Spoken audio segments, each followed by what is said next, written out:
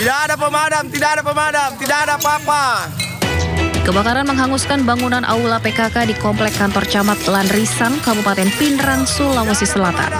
Akibat kejadian, seluruh berkas dan sejumlah barang milik kantor kecamatan hangus terbakar. Kebakaran baru disadari oleh warga yang sedang nonton bareng Piala Dunia. Beruntung tidak ada korban jiwa dalam peristiwa kebakaran ini, karena saat kejadian kondisi gedung dalam keadaan kosong. Malam itu orang belum ada. Oh, lagi pulang kantor, Pak? Ya, sudah pulang kantor. Jadi tidak ada penjaganya memang di kantor, Pak? Iya, tidak ada. Diduga kebakaran diakibatkan korsleting listrik atau arus pendek listrik. Tidak ada berkas penting di dalam yang terbakar, hanya karpet dan peralatan yang ada di dalam. Aktivitas pelayanan tidak akan terganggu dan akan tetap berjalan normal.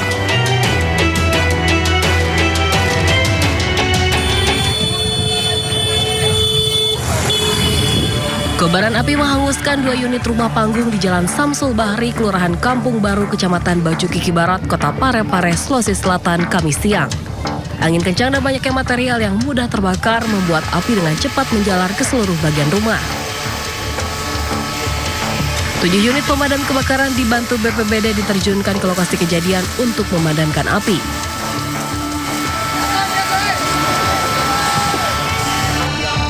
Dugaan sementara kebakaran terjadi akibat seorang anak bermain korek api di sekitar lokasi. Tidak ada korban jiwa dalam kejadian ini, namun kerugian akibat kebakaran diperkirakan mencapai ratusan juta rupiah. Dari Parepare, Sulawesi Selatan, Erwin Eka, iNews melaporkan.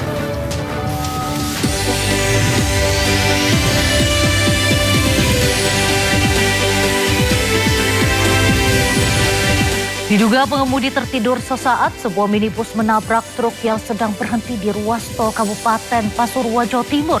Akibatnya 5 orang meninggal dunia dan 4 lainnya luka-luka.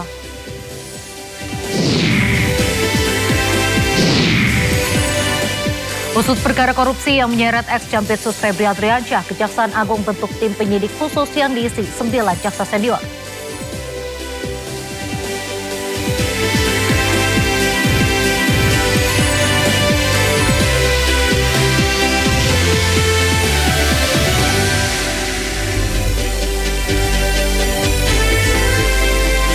Pemirsa, Sindo Malam hadir dengan beragam informasi terkini tanah air serta mancanegara.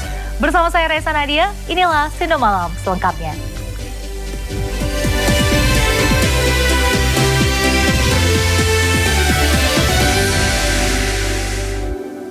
Kepanikan menyelimuti kawasan padat penduduk di Sunter, Tanjung Priok, Jakarta Utara. Api yang muncul dari salah satu kamar kontrakan dengan cepat membesar dan menghanguskan bangunan 2 lantai.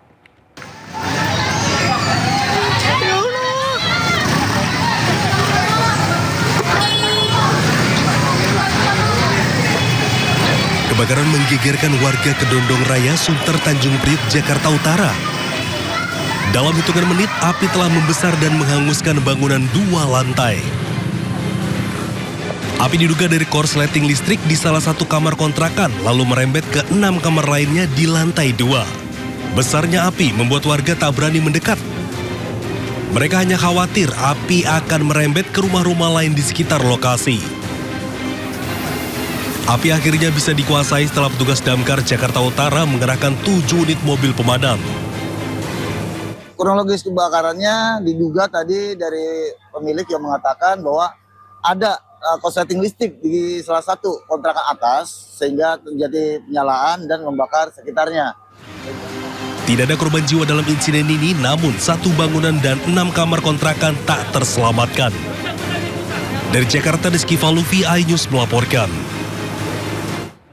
Kebakaran hebat melanda belasan lapak penjual kayu palet di Kabupaten Bekasi, Jawa Barat.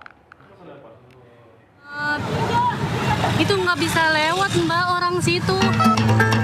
Kobaran api meluluh lantakan belasan lapak kayu palet di Jalan Raya Pacing, Desa Waringin Jaya, Kecamatan Kedung Waringin, Kabupaten Bekasi.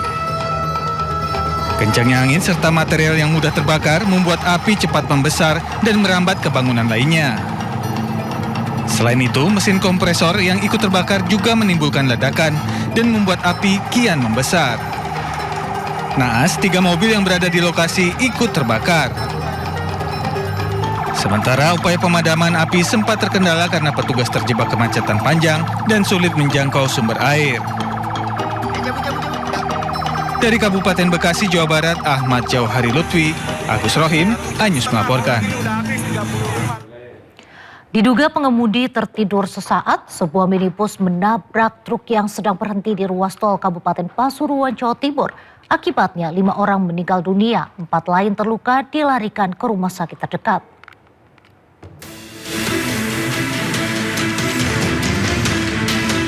Kecelakaan maut yang mengakibatkan 5 orang tewas dan 4 lainnya terluka terjadi di ruas tol Pandaan Malang kilometer 71B, tepatnya di wilayah Desa Capang, Kecamatan Purwodadi, Kabupaten Pasuruan, Jawa Timur, Rabu malam.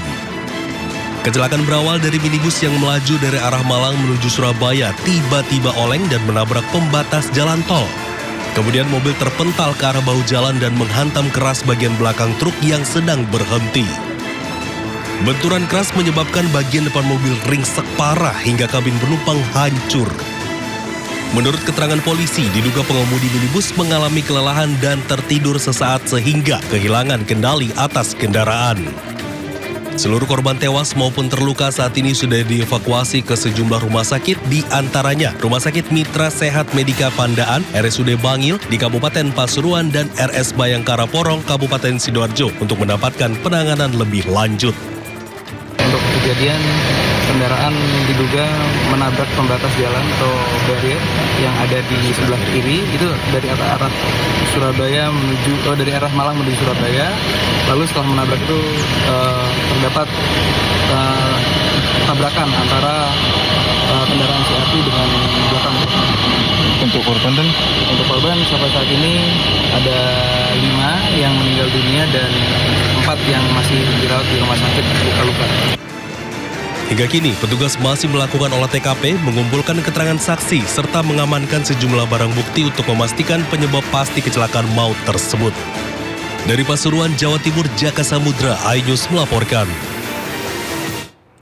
Diduga akibat salah menginjak pedal rem, sebuah mobil listrik menabrak gedung di kawasan SCBD Jakarta Selatan. Meski tak ada korban, namun insiden ini mengakibatkan kaca gedung perkantoran hancur.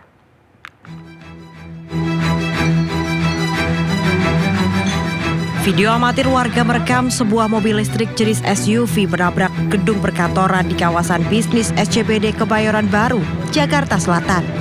Kerasnya benturan membuat kaca gedung hancur, sementara bagian depan mobil rusak. Polisi yang menerima laporan langsung mendatangi lokasi kejadian untuk melakukan olah TKP. Insiden bermula saat mobil listrik yang dikemudikan seorang pria sedang melintas di kawasan SCBD. Saat hendak berbelok, pengemudi salah menginjak pedal hingga mobil melaju kencang dan menabrak gedung. Penyebab kecelakaannya itu mobil dikemudikan sama sopir, kemudian mobil itu metik. Pada saat nikung bermaksud nginjek rem, ternyata yang diinjek gas sehingga makin kencang dan menabrak area gedung itu. Ada korban Pak? Tidak ada korban. Kasus ini berakhir damai, pemilik kendaraan bersedia membayar ganti rugi kepada pihak pengelola gedung. Dari Jakarta, Helmi Sajangbati, iNews melaporkan.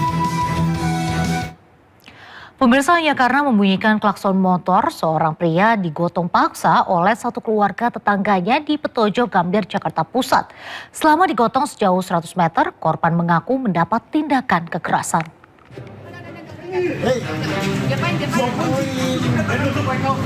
Pria warga Jalan Petojo Gambir, Jakarta Pusat digotong paksa sejauh 100 meter oleh satu keluarga tetangganya. Meski meronta, tapi kondisi 1 lawan 5 orang membuat korban tak berdaya. Peristiwa berawal saat korban Ardi Cahyadi tengah memanaskan sepeda motor di depan rumah sebelum mengantarkan istri belanja. Korban membunyikan klakson sebagai isyarat agar istrinya cepat keluar rumah. Namun bunyi klakson diduga memancing kemarahan tetangga yang langsung keluar rumah dan memaki dan memukul korban. Berbekal CCTV, Ardi dan istrinya telah melaporkan peristiwa ini ke polisi, namun belum ada tindak lanjut. Terus memaki-maki lah, maksud lu apa? Katanya klakson, maksud lu kenapa lu klakson begitu? Katanya gitu kan. Sempat dikelilingin, terus istrinya sempat mukul helmnya. Polsek Metro Gambir menyatakan proses hukum dugaan penganiayaan ini masih berlanjut dan tidak dihentikan. Polisi masih memeriksa sejumlah saksi. Dari Jakarta, Rani Sanjaya, iNews melaporkan. Kasus meninggalnya dokter PPDS yang ditemukan tewas di Semak Belukar samping RSUD Tengku Rafian Kabupaten Siak Riau masih terus didalami polisi. Hingga kini penyidik telah memeriksa 5 orang saksi dan masih menunggu hasil autopsi untuk mengungkap penyebab pasti kematian korban.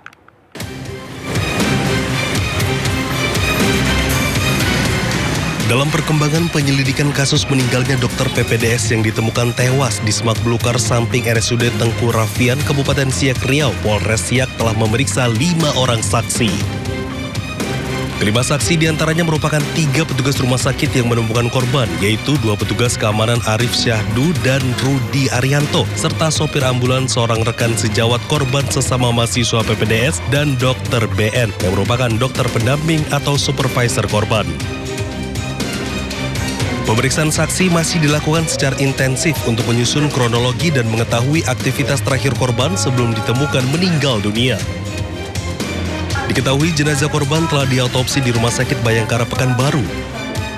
Namun hingga saat ini polisi masih menunggu hasil pemeriksaan forensik dan belum menyimpulkan penyebab kematian maupun adanya unsur tindak pidana. Telah selesai dilaksanakan otopsi, namun dokter forensik belum bisa memastikan penyebab dari kematian karena masih memerlukan pemeriksaan lanjutan terhadap beberapa sampel yang harus dilakukan pemeriksaan di laboratorium forensik. Untuk pemeriksaan ini, saya selaku Kasareskrim telah membuat surat permohonan pemeriksaan kepada laboratorium forensik dan mudah-mudahan hasil koordinasi tadi, hasil dari pemeriksaan akan keluar lebih kurang 2 minggu lagi. Penyidik memastikan proses penyelidikan masih berlangsung dengan mendalami keterangan para saksi serta hasil pemeriksaan forensik untuk mengungkap penyebab pasti meninggalnya dokter PPDS tersebut. Dari Kabupaten Siak Riau, Eli Suwanti, iNews melaporkan. Sesosok jasad pria ditemukan di semak-semak tepat di samping RSUD Tengku Rafian Siak. Korban diketahui merupakan seorang dokter residen spesialis anestesi yang tengah menjalani pendidikan dan bertugas di rumah sakit tersebut. Saat ditemukan korban dalam kondisi terlentang dan masih mengenakan pakaian rapi serta tas yang tidak jauh dari lokasi. Polisi kemudian mengevakuasi jasad untuk diperiksa lebih lanjut termasuk penyebab kematiannya. Polisi juga telah meminta keterangan dari sejumlah saksi. Olah TKP tadi kita temukan barang-barang milik korban masih ada dan kemudian dari olah TKP tadi belum ditemukan adanya tanda-tanda kekerasan. Untuk itu jenazah sudah kami kirim ke Rumah Sakit Bayangkara untuk dilakukan otopsi. Penemuan jasad dokter ini berawal dari laporan istri korban yang melaporkan suaminya yang tak kunjung pulang dan ponselnya yang tidak aktif. Dari Siak Riau, Eli Suwanti, iNews melaporkan. Usut perkara korupsi yang menyeret ex-Jampitsus Febri Adriansyah, Kejaksaan Agung bentuk tim penyidik khusus. Informasi selengkapnya usai jeda, tetaplah di Sendo Malam.